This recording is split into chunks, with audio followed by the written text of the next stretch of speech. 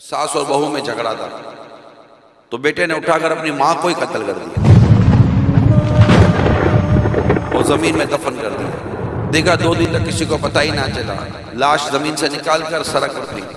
اگلے دن لوگوں نے دیکھا تو اس کی ماں کی لاش کو درندوں اور پرندوں نے چیر پھاڑ کر رکھ دیا۔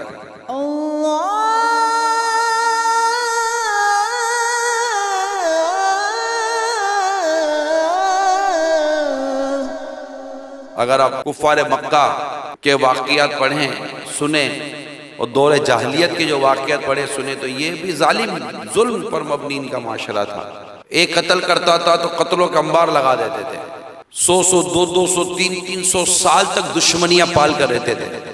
بدکاریاں اپنے بام عروج پر تھی، جوا، شراب، بد اخلاقی، چوکوں پر بیٹھ کر آتے جاتے ہوں کو چھیڑنا، آتے جاتے ہوں پر آوازیں کسنا، ایسا عجیب و غریب معاملہ تھا۔ پھر بیٹیاں پیدا ہوں تو زندہ زمین میں دفن کر دینا۔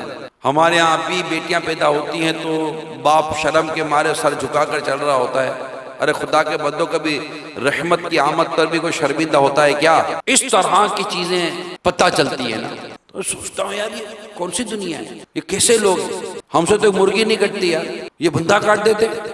اچھا ہیں کون؟ مسلمان۔ کون ہے؟ مسلمان۔ کلمہ پڑھتے ہیں جی، کلمہ نمازیں پڑھتے ہیں، مسلمان ہیں۔ ہم اس قدر معاشرتی طور پر گر گئے، اخلاقی طور پر اس قدر گر گئے کہ آج ہمارے گاؤں میں، ہمارے دیہات میں ہماری ہی بچیاں محفوظ نہیں ہیں، ظلم کا شکار کی جاتی ہیں۔ کبھی غیرت کے نام پر بیٹی قتل ہو رہی ہے، کبھی غیرت کے نام پر بیوی قتل ہو رہی ہے، کبھی غیرت کے نام پر بیٹا ماں کو جا کر قتل کر دیتا ہے۔ ارے خدا کے بندو، تمہیں قتل کرنے کی اجازت دی کس نے؟ مرنا یا نہیں مرنا؟ مرنا ہے، بے شک مرنا ہے۔ کیا جواب دیں گے؟